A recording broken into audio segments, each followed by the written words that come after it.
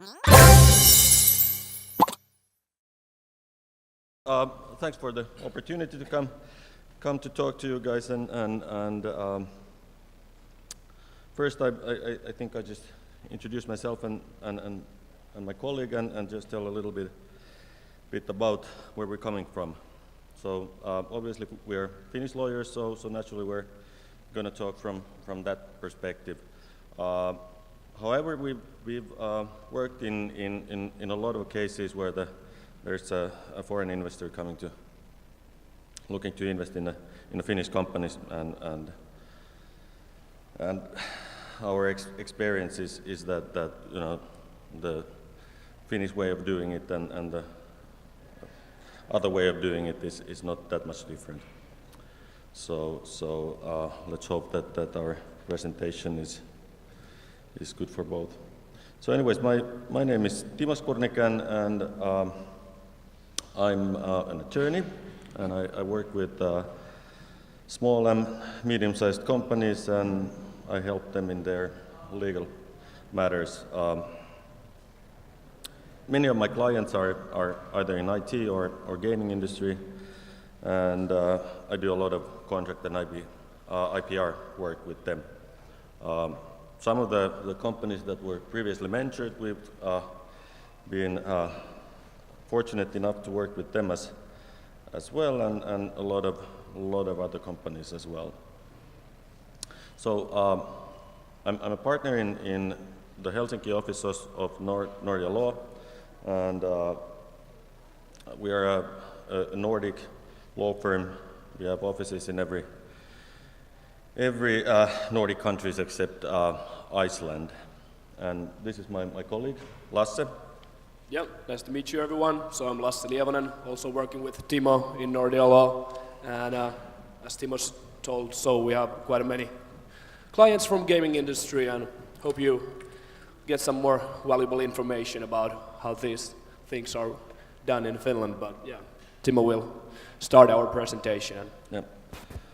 So anyways, I had some figures regarding the Finnish game industry, but I think you can see that the important part there, I don't go any further in there, because I'm sure that there are a lot of other speakers that have better knowledge on the subject. So I'll just go to the kind of core of it. So anyways, I just wanted to kind of point out which are the sort of the agreements we're talking about. Normally, it can be titled differently, but normally there are kind of three types of agreements. There are term sheets, investment agreement, and shareholders agreement. And the terms we're going to talk about, they appear in all or in some of these agreements, and it really depends on who has been drafting the agreement. So anyways, this is the sort of the part we are focusing. So material terms to be agreed with an investor. Let me see. Yeah. So there are three types of terms. Okay, now it works. So yeah, there are the financial terms, then the sort of the terms that regard the founders or entrepreneurs' freedom to act, and then terms that regard the governance of the company. We're not going to have time to go over all of these, but we've started with I think most interesting ones, and then let's see how much time. I think we can talk about vesting a little bit, but other stuff I don't think we have time, and I think the three topics we're going to talk about are the most important and interesting ones. So anyways, first about the financial terms. Of course, one of the most important one is the valuation. You should get a fair valuation of your company. It doesn't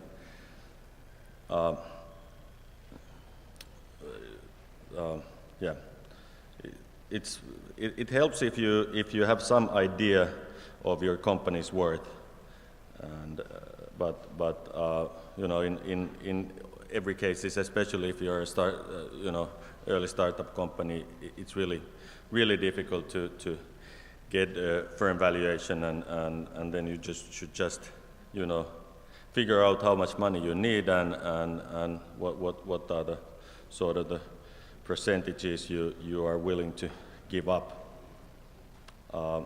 You can of course always do some research, talk to your friends and try in the internet try to figure out what the similar companies are worth, and then when you have a sort of good idea what sort of valuation you are trying to get or what sort of money you are trying to have, then it's better odds to get a nice deal with or good valuation with the investor. Then the other point, it's in every case it's impossible to value your company at the early stage, or in some situations you don't even want to do that, and you can. It sometimes makes sense to delay the valuation at the later date, and this is possible when using a convertible debt. It's actually just a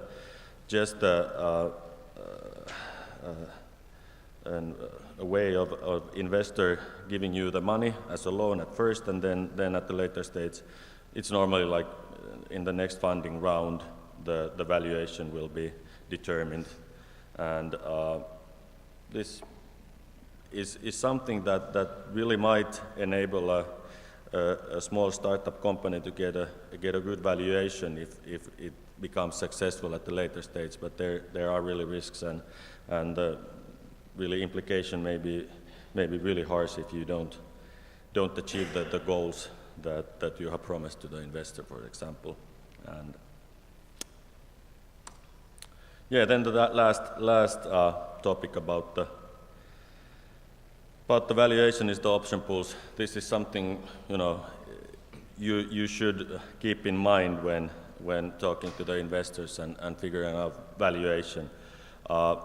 Option pool refers to sort of the pool of options that is set aside for future employees, and a lot of times the investor wants the option pool to be included in the pre-money valuation of the company, and that actually means that it only dilutes the founder's ownership. So if there's like a 15% option pool, that's actually carved out of founder's ownership, and that really affects the valuation.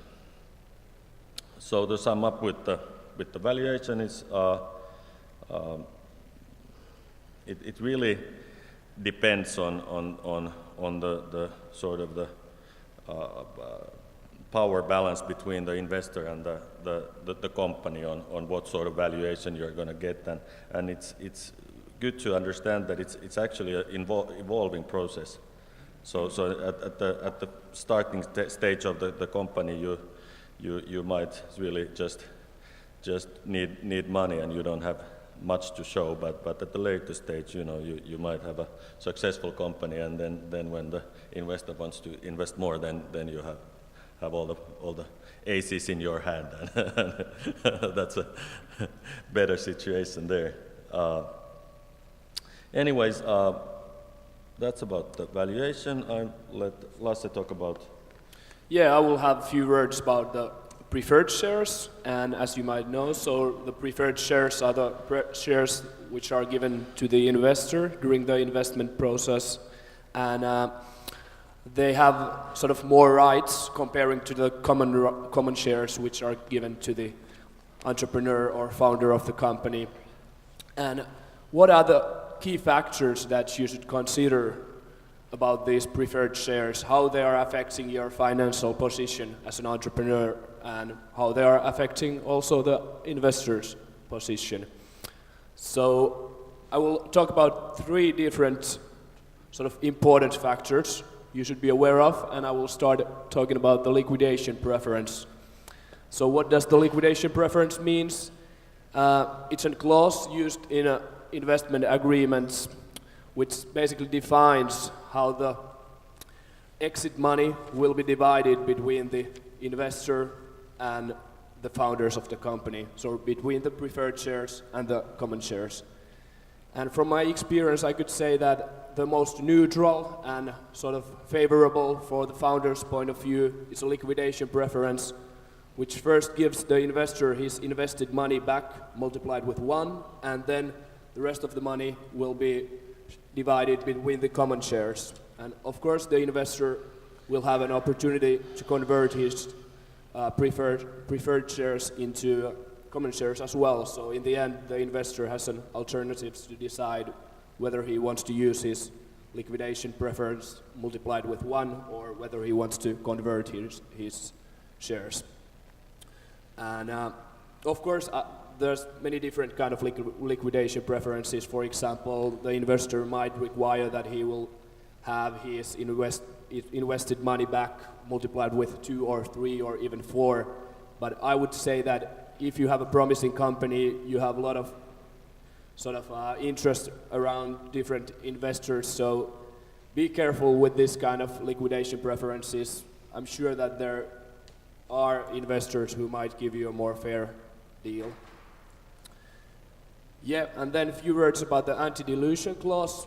So basically these anti-dilution clauses are designed for the situation where the company is facing financial difficulties. For example, let's say your business is not running that well and you have to issue more money or raise more money with a new share issue. And in these situations, of course, the original investor wants to protect his position in a way that the new investor, for example, won't reduce his ownership percentage in the company. And this is, of course, at the first sight it might sound reasonable, but there is a risk that these anti-dilution clauses might even sort of squeeze out the founder in the company if you don't sort of understand how the anti-dilution clause is working. And therefore, from my experience, I could say that there is always a chance to negotiate about these anti-dilution clauses and even get them away from your investor agreement. At least in Finland, it's quite often we don't even use them. Maybe it's more like a Silicon Valley product that people want to use these anti-dilution clauses, but in the end, use your negotiation skills and don't take everything just like you wouldn't have any other alternatives. And then a few words about the participating and non-participating preferred shares.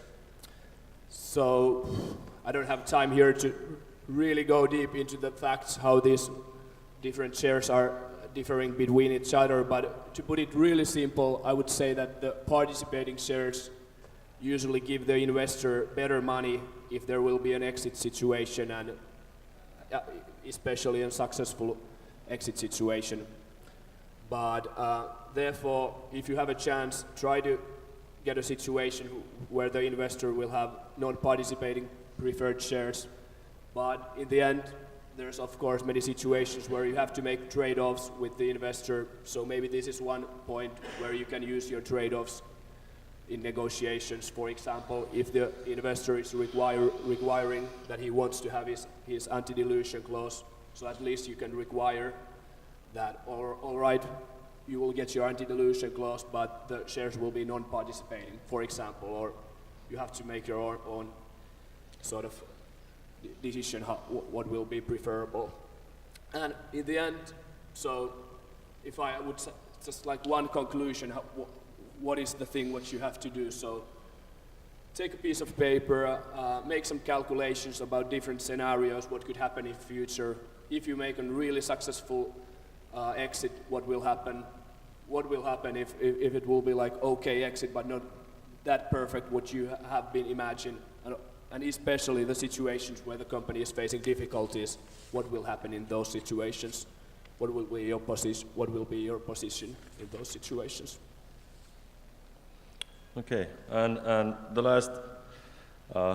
last topic is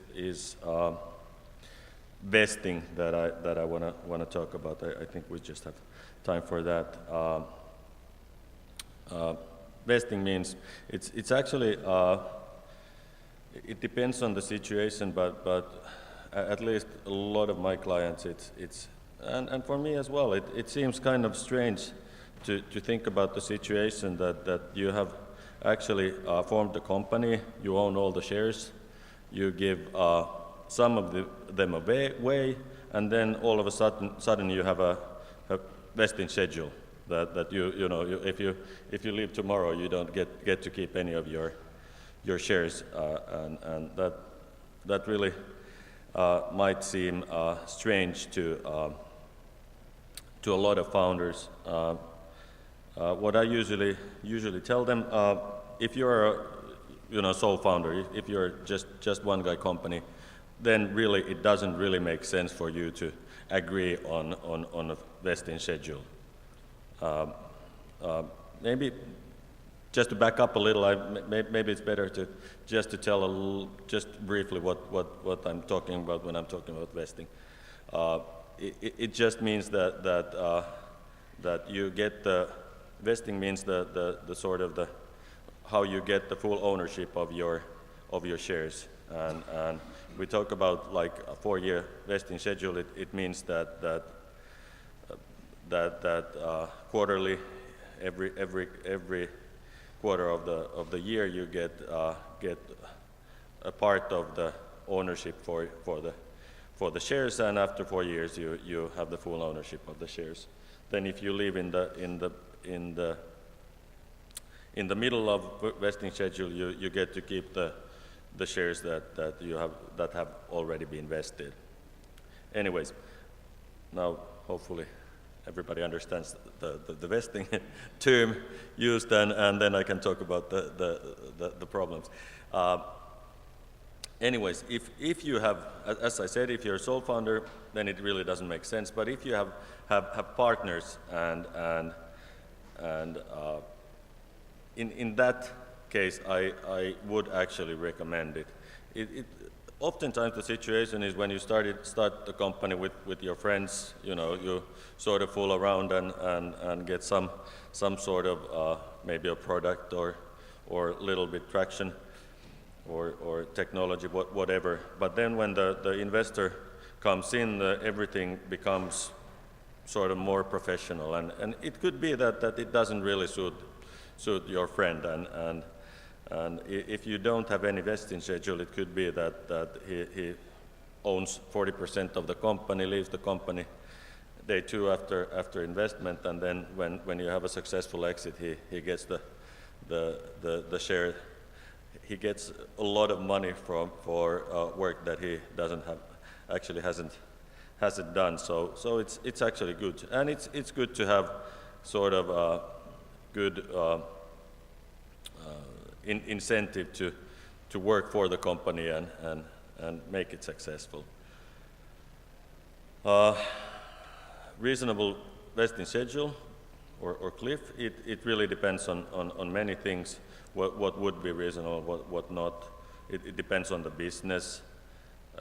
It depends on the product, how ready is the product, how long does it take to make the company profitable, and all sort of that.